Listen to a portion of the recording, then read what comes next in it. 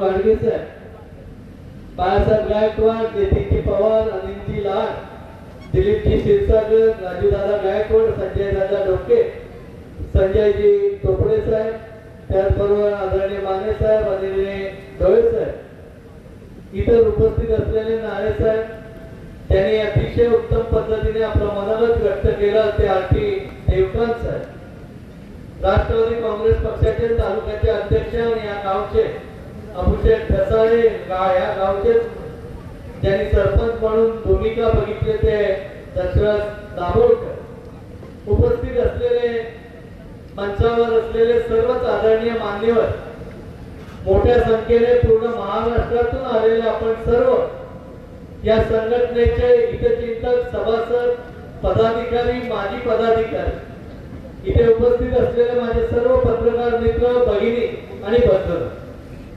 सुरुवातीला चिपळूण संगमेश्वर या तालुक्याचा आमदार या नात्याने चिपळूण नगरीमध्ये मी आपल्या सर्वांचं मनापासून स्वागत करतो।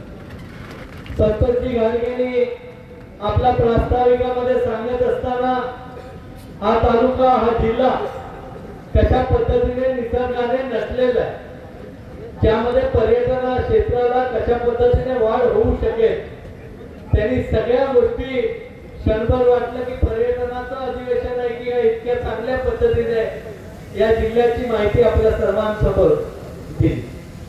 त्यामध्ये त्यांनी कसब्याचा उल्लेख केला। आज कसबा इथं छत्रपती संभाजी महाराजांचं जवळजवळ 250 कोटी रुपयाचं स्मारक आदरणीय अजितदादांच्या माध्यमातून तिथं लवकरात लवकर बनणार आहे, हेही आजच्या दिवशी मी आपल्याला सांगतो। या अधिवेशनाच्या निमित्ताने मी आपल्या सगळ्यांना मनापासून शुभेच्छा देतो। काही निश्चितपणे आपला प्रश्न आहे, शेवटी संघटना टिकली तर तुम्ही आम्ही पदाधिकारी सदस्य टिकणार ही भावना अतिशय महत्वाची, आणि संघटना टिकवायची असेल तर जे आपले मुद्दे आहेत ते तेवढ्याच ताकदीने मांडले पण पाहिजेत, आणि त्याच पद्धतीने थोडं मागे पुढे घेऊन देखील आपल्याला जसा फायदा करून घेता येईल त्या पद्धतीने फायदा करून घेण्याची भूमिका देखील आपली सर्वांची आहे। देवकांत सरांनी अनेक गोष्टी सांगितल्या, त्यामध्ये पेन्शनचा विषय माझ्या दृष्टीने खूप महत्वाचा, कारण आपला कर्मचारी जेव्हा रिटायर होतो तेव्हा त्याच्याकडे काही ठराविक रक्कम त्यावेळी मिळते, पण अनेक कुटुंबातल्या अडचणीवाल्यांना सगळ्यांना माहित असतं की हा रिटायर झाला, याच्याकडे पैसे अडचणी तशा असतात, आणि मग त्याच्याकडे गेल्यावर तो बिचारा अमुक होतो आणि 100 उधारीसाठी पुन्हा म्हणे मिळालेले पैसे तो कुटुंबातल्या किंवा अन्य माणसाला, मित्राला वापरून टाकतो, आणि नंतरचा काळ त्याचा किती अडचणीचा येतो मी बऱ्यापैकी उदाहरण असं बघितले। आजच मला एक निर्णय डिक्लेअर झालेला दिसला की कामगारांना, बांधकाम कामगारांना देखील 12,000 पेन्शन देण्याचं धोरण या शासनाने केले। आपला तर कामगार जीवावर उधार होऊन सर्व लाईन पासून सगळ्याकडे काम करणारा आपला खऱ्या अर्थाने कामगार, मला आजही आठवत आहे चिपळूण आणि खेळडीमध्ये पुराणी सर्व लाईन आमच्या उद्ध्वस्त झाल्या होत्या, तीव्र धरण फुटलं होतं, त्यावेळी देखील तीच परिस्थिती होती। यावेळी अहोरात्र झटणारा इथला कामगार होता, आणि म्हणूनच लाईटची पूर्णपणे व्यवस्था करण्याचं काम अतिशय कठीण काळात देखील या कामगार वर्गानेच केलेलं आहे। आज 15 मिनिटं लाईट गेला तर थांबायची आम्हा लोकांना सवय झाली नसते, 3ऱ्या मिनिटाला वायरमॅनला फोन येतो, ताबडतोब दमबाजी देखील केली जाते। अशा वेळी त्याच्या पाठीशी राहण्याची गरज देखील संघटना म्हणून आपली सगळ्यांची आहे, आणि ते राहण्याचं काम देखील आपण सगळेजण मिळून करू। जसं पेन्शन आहे तसं रिटायर झाल्यानंतर मेडिक्लेमची सुविधा देखील आज आमदार खासदारांना आहे, मग कामगाराला ज्यांनी 60 वर्ष काम, 60 नाही पण 30-35 वर्ष ज्यांनी काम केले, उन्हातान्हात काम केले, लाईनवर काम केले, अनेक वेळा आपल्या जीवाची पर्वा न करता काम केलंय, तर त्यांच्यासाठी देखील मेडिक्लेमची योजना राबवणं हे देखील क्रमप्राप्त आहे। त्याचबरोबर माझी अशी मागणी आहे की जो कर्मचारी काम करतोय त्याचा मुलगा उद्या इंजिनियर झाला तर या खात्यामध्ये त्याचा विचार प्रामुख्याने प्राधान्याने होणं खूप गरजेचं आहे, आणि त्याला संधी त्या माध्यमातून दिली पाहिजे। मग त्यावेळी एमपीएससी किंवा अन्य स्पर्धा परीक्षेचं कारण न देता त्याला म्हणजे डायरेक्ट भरतीची सुविधा, त्यासाठी काही जागा असणं उपलब्ध, ही देखील बाब तेवढीच महत्त्वाची। मुलांना देखील शिकत असताना आरक्षणाचा प्रश्न येतो, अनेक वेळा स्कॉलरशिप त्यांना मिळत नाही, ती देखील सर्वसामान्य मुलांप्रमाणे स्कॉलरशिप मिळणं गरजेचं. देवकांत सरांनी खूप चांगली कल्पना मांडली की प्रत्येक माणसाचं प्रशिक्षण होणं खूप गरजेचं आहे. कारण नव्या नव्या आयडिया येतात, नवी नवी धोरणं येतात, नव्या नव्या टेक्निक्स येतात आणि माणसाने माणसाशी कशा पद्धतीने वागलं पाहिजे याचं देखील ट्रेनिंग आपल्याला या माध्यमातून, प्रशिक्षणाच्या माध्यमातून मिळू शकतं आणि त्याचा देखील उपयोग सर्वसामान्य जनतेसाठी देखील खूप चांगल्या पद्धतीने होऊ शकतो. आणि ही सगळी कामं करण्याच्या दृष्टीने बाबू गाडगे आमचे मित्र आहेत. अधिवेशनाला जर एक मी आज आलो नसतं तर राजेंद्र पवार साहेब रात्री मला त्यांनी ठेवलं नसतं, तिथं आहे तिथून त्याच्याकडे जायची वेळ आणण्याची ताकद त्यांच्यामध्ये आहे. त्यामुळे इथे येणं मला वाटलं होतं तुमच्या ते हॉलमध्ये हा कार्यक्रम आहे, पण इथं आल्यानंतर आपल्या सगळ्यांना बघितल्यानंतर कार्यक्रमाची व्याप्ती देखील आणि संघटनेची आपली काम करण्याची पद्धत देखील अनुभवली. ही संघटना जीवन ठेवणं हे खऱ्या अर्थाने महत्वाचं काम आणि संघटना टिकली तर तुम्ही आम्ही टिकणार आहोत हे त्याच्याही पेक्षा महत्वाचं. त्यामुळे पदाधिकारी असेल, सदस्य असेल, हा विश्वस्त या संघटनेचा, तो मालक नाही. त्यांनी फक्त संघटना वाढवायची, ती तोडायची काम भूमिका घ्यायची नाही, तर एक संघ संघटित राहायचंय. आणि जर संघटित असाल तर कोणी तुम्हाला तुमच्या न्याय हक्कासाठी तुमच्या पाठीशी राहण्याची भूमिका निश्चितपणे घेणार. माझ्याकडून जी जी मदत लागेल तिथे या मंडळींनी दिली, तर अधिवेशन असेल, या राज्याचे मुख्यमंत्री आदरणीय फडणवीस साहेब असतील, एकनाथ शिंदे साहेब असतील आणि आमचे नेते आदरणीय अजितदादा सर असतील, या सगळ्यांच्या माध्यमातून प्रयत्न करण्याचा भाग म्हणून मी काय प्रयत्न केले म्हणजे सुट्टी लक्षातला भाग नसतो, परंतु हे विषय धाडसाने मांडायची ताकद निश्चितपणे आहे आणि ते मांडण्याची भूमिका या निमित्ताने आम्ही घेऊ. अनेक प्रश्न आहेत. कधी कधी जंगलात वायरला जाताना एकटा माणूस जात असतो वायरवर, आमच्या इकडे असेल की अन्य भागामध्ये पण असेल, मला माहित नाही बाकी भागांचं, पण आज बिबट्यांचा मुक्त वावर जिकडे तिकडे चाललेला आहे.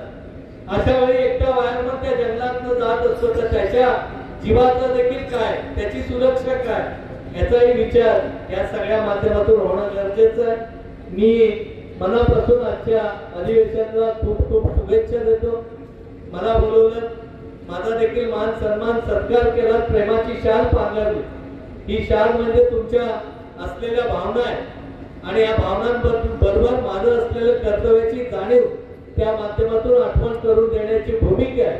ती आठवण ठेवून संघटनेसाठी आणि कर्मचाऱ्यांसाठी जे जे करता येणे शक्य आहे ते करण्याचा प्रामाणिकपणे शब्द देतो. पुन्हा एकदा चिपळूण नगरीमध्ये आपल्या सर्वांचं मनापासून स्वागत कर. काय अडचण आली असेल तर सांभाळून घ्या, कारण शेवटी एवढा मोठं अधिवेशन भरवत असताना छोट्या मोठ्या गोष्टी राहू शकते, पण या सगळ्या संघटनेच्या प्रेमापोटीच केलेल्या त्या इथल्या लोकांनी, त्यामुळे तुम्ही समजून घ्याल अशी अपेक्षा व्यक्त करतो. सगळ्यांना पुन्हा एकदा मनापासून धन्यवाद देतो.